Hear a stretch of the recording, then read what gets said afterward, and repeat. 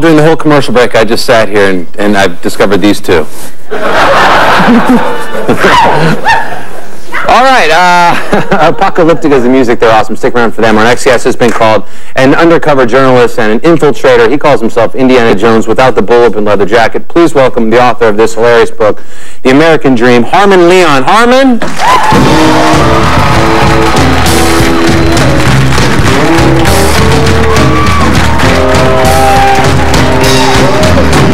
What's happening? Hey, man, that last guest had the best Kevin Smith costume I've ever seen. Man, uncanny. It would be impossible for us to actually book the real Kevin Smith, so I'm with you. I think that was an impersonator. Absolutely. Great to have you here, Harmon. We're big fans. This book is just awesome, and I would like to explain to this audience a little bit about this idea of yours, sort of, these things that you've done for a long time now, these infiltrations. Absolutely. I go undercover, being it's Halloween, but I have Halloween all year round, because I go undercover in disguise and infiltrate the various institutions of everyday life. Everything from the Church of Scientology Celebrity Center, posing as fake German rock star Dieter Liederschwanz. This is all true, by the way. This is all true. To assembling a fake family of misfits and infiltrating the Family Feud, going by the family name the Smunts.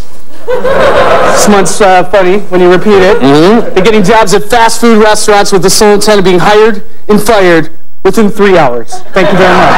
That's fantastic. That is fantastic. What made you, there's this notion of the American dream, and what made you want to infiltrate sort of the subsects of what we, the doctors and lawyers and those regular things? What did you want to bring to the forefront in these books by infiltrating It's just a perfect time to infiltrate the American dream because, Obama says one thing about the American dream, and then you have Governor Winky McJoe's six-pack, her American dream, but they're both American dreams. So what I write out is I live many people's perceptions of the American dream by walking in their shoes. Yep, everything from pot farmers to suburban swingers. Suburban swingers on pot. Right. To military weaponry arms dealers. That's right. Where I went to the largest military weaponry arms show trying to buy a missile launcher. Like you really did, and you won, and that was your goal. And what happened? Missile launcher for the People's Army. That's right. You set out to buy that at the missile show? $10,000. It would be all mine. Went up to Northern California, went on a pot farm. Tell me about that. Well, you think that would be fun, but everyone is like really high and paranoid that they're just going to get robbed. Because you could basically rob a pot farm with a penknife and a raspy voice. Because it's just stoners sitting around, and you're in the middle of nowhere, and every little noise, people are like, what's that? What's that? They're paranoid, and they think you're just going to get robbed by a gang. What pot farm was it? It was up in Mendocino County. It was hard to find a pot farm.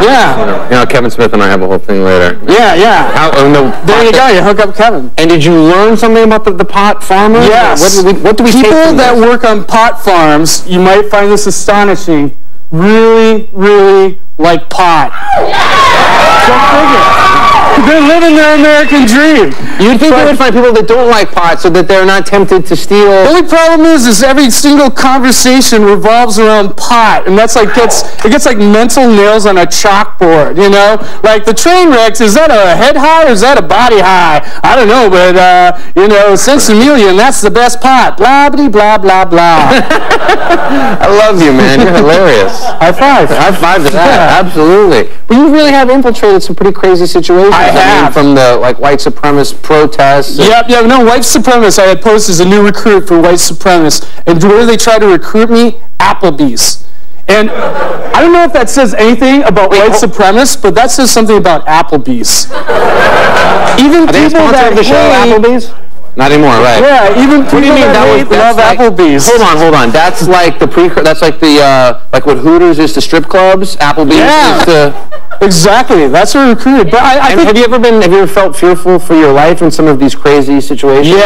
Yes. The time that I infiltrated a reality TV show, a hidden camera show. You know who was the co-star? A hidden camera, zany, punk-like TV show, O.J. Simpson. Oh, yeah, Juiced. Yeah. What happened to that show? What happened? It was the worst idea known to humanity. That's what happened. That's why the way where O.J. is, man. That's why I got hired to be O.J.'s funny little sidekick. So basically, the premise is a prank is pulled. It was like Punk'd, really. It was, except instead of Ashton Kutcher, OJ would come out. Yeah, and go, "You've been juiced. You've been juiced." Which point the person pranked goes, "This is the greatest show. Have you seen Hole in the Wall on Fox? I mean, this show, this could fit. This is the companion show to Hole in the Wall." Oh man, but there's like the worst stunts. Like OJ Post is a used car salesman trying to get people to buy a white Ford Bronco, and then he ad-libbed the line, "It has great escapability." So he's got like a sense of humor about that thing. I personally would enjoy watching. How was he to work with? Oh man, a dream. What do you think, man? Look where he is now. I don't know. Oh God, this is great. He was a gentleman. A thespian. He was like, Sir Laurence Olivier. Oh, I think what you do is dangerous. It's endlessly entertaining to read about, and I know you have 6 books. Congrats on all of them. The newest one, this was crazy, but read the book. It's fantastic. Thank you for being here. Thank you, Carson. Harmon Leon, everybody. Trust me, this is great. American Dream. Apocalyptica performs right after this. They'll be great.